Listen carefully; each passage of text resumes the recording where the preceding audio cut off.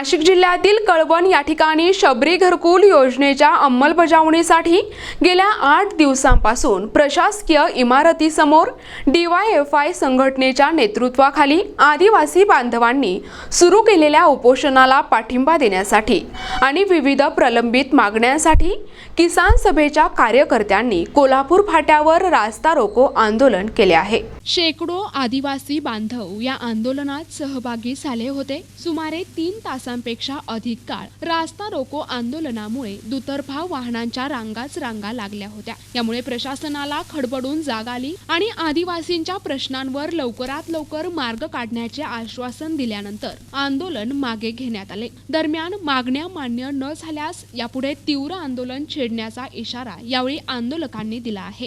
लोकांना प्यायला पाणी नाही, आता बेघर 25 तारखेला 25,000 बेघर दादा भुसेने 1 वर्षापूर्वी हे झालेले शासन आपल्या दारी आणि तुमचे भिकारी झाले भ्यांचं 1 वर्ष झालं तुम्ही काही कारवाई करत नाही त्याच्यावर। आणि लोकांना शासन तुमच्या दारी, जनता तुमच्या दारी, आता तुम्ही काय करायले? हे चाटोमाराचं सरकार आहे, हे आपल्याला चुट्या बनवतात। शेतकऱ्याला पासून गोरगरिबांना पासून बेघर नाही मिळत। शबरी महामंडळाचं सर्व घर मिळणार होते, यांनी डिक्लेअर केलं, जरी काढला नाही। जेव्हा हे फोन ओपन झाला, इंग्रजीत काय उपोषणाला बसले, तेव्हा माहिती झालं की यांनी जेरच काढला नाही याचा अजून। नमस्कार, आपण पाहत आहात NTV न्यूज मराठी। मी अनिल पवार आणि आपण उभे आहोत कळवण प्रशासकीय इमारत कोल्हापूर फाटा या ठिकाणी।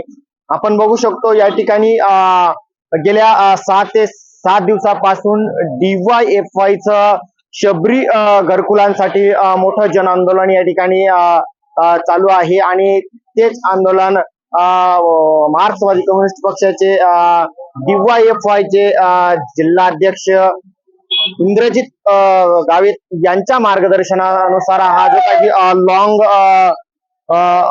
बेमुदत उपोषण आहे तो या ठिकाणी आपल्याला बघायला मिळतो। आपण बघू शकता आपल्या पाठीमागे मोठ्या प्रमाणात DYFI चे कार्यकर्ते देखील या मोर्चामध्ये सामील झालेले आहेत आणि प्रचंड असा जनसमुदाय या ठिकाणी म्हणावा लागेल मोठ्या प्रमाणामध्ये या ठिकाणी DYFI चे रास्ता रोको आंदोलन जे आहे ते सुरू झालेलं आहे आणि आताच्या घडीची सर्वात मोठी ब्रेकिंग या ठिकाणी म्हणावी लागेल। तर आपण बघू शकतो या ठिकाणी शेकडोच्या संख्येने DYFI चे जे काही कार्यकर्ते आहेत ते आता रस्त्यावर उतरलेले आहे आणि मोठा जनसमुदाय या ठिकाणी म्हणावा लागेल। हा जो निर्णय आहे ते काय सेक्रेटरी आहे त्यांची चर्चा केली असता सदस्य जो मुद्दा आहे तो शासन असल्याने निर्यात बंदी केंद्रीय सरकारवरून येईल असं त्यांनी सांगितलं। तर तो पण राज्य शासनाच्या स्तरावरचा निर्णय त्याबाबत पत्रव्यवहार केला। त्यानंतर शेवट मुद्दा होता, 3रा मुद्दा जो होता शबरी घरकुलाबाबत, त्याबाबत प्रांत साहेब प्रकल्प अधिकारी या कार्यालयामधून काही फॉलोअप सुरू आहे। त्या अनुषंगाने सर्व 7 तालुके प्रस्ताव झालेले असून सदर प्रस्तावाच्या अनुषंगाने जो काय शासनाकडे पाठवलेला आहे त्यानंतर त्याबाबत योग्य तो निर्णय होऊन लवकरच शासन निर्णय पारित होईल असे सांगण्यात आले। जे काही आंदोलन आहे ते सतत 7व्या दिवसापर्यंत चालू आहे।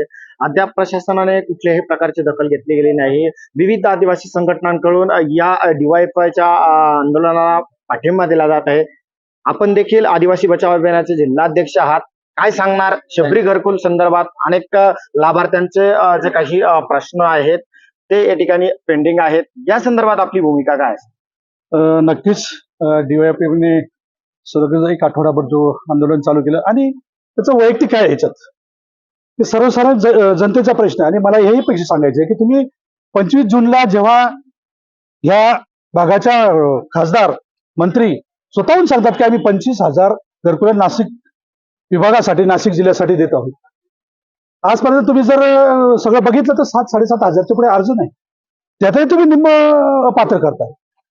म्हणजे जनतेशी तुम्ही खोटं बोलता, हा माझा आरोप आहे। आणि 7 दिवस जेव्हा आपल्या भागातला लोकप्रतिनिधी माजी आमदार आहेत, 7 वेळा त्यांचे चिरंजीव आहे, एका सुरगाणा तालुक्याचे सभापती आहे आणि तो माणूस इथे उपोषणाला बसतो तर त्या आमदाराची जबाबदारी आहे, जे आता सध्या आमदार असतील, खासदार असतील, त्यांचे जे कोणी असतील लोक त्यांची जबाबदारी हे जो काही विचारते याचा अर्थ म्हणजे का? म्हणजे तुम्ही नुसतं त्याच्याशी खोटं बोलत नाही. माझं मत की या सर्व आदिवासी जनतेची तुम्ही खोटं बोलत आहात. तर ही शबरी घरकुलं या फक्त आदिवासींना मिळणार आहे, हे जनरलच्या एकाही माणसाला मिळणार आहे. आणि सरळ सरळ खोटं बोलायचं आणि प्रशासनाची मिलीभगत करायची असा माझा आरोप आहे. 100% त्याच्याशिवाय हे घडू शकत नाही. त्याच्याशिवाय घडू शकत नाही. हे सुरगाण्याला का नाही होत? हे मालेगावला का नाही होत? हे सटाण्याला का नाही होत? कळवणमध्येच का होत आहे? आणि हे गरीब लोकांची तळतळाट आहे हा.